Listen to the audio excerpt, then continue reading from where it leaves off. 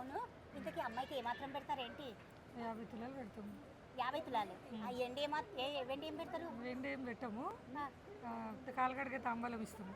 ఆ తాంబాలము, చెంబు. ఇస్తాము. మన ఆడపడుచు కట్నాలు చూద్దాం, పెడదాం ఎంతలో అంత. మా ఆడపడుచులు అయితే షోరూమ్కి వచ్చిన తర్వాత ఏ చీర అంటే ఆ చీర పెట్టాల్సిందే. సరే పెడతాం. మళ్ళీ ఇన్ని వేలు అన్ని వేలు ఏమి అనకూడదు. సరే పెడతాం. మళ్ళీ వచ్చిన అతిథులకు కూడా నేను ఎవరిని చూపెడితే వాళ్ళకి చీరలు పెట్టాలి. సరే పెడదాం. కట్టుకునే చీరలే పెట్టాలి. పెడదాం పెడదాం. సరే.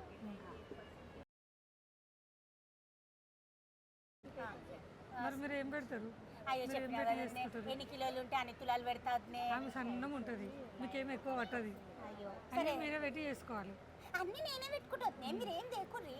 ఇంతకు నా కొడుకుకు ఎండి తాంబాలంలో కాళ్ళు గడిపించుకోవాలని ఆశ. మీరు ఇస్తే మేము గడుగుతాం.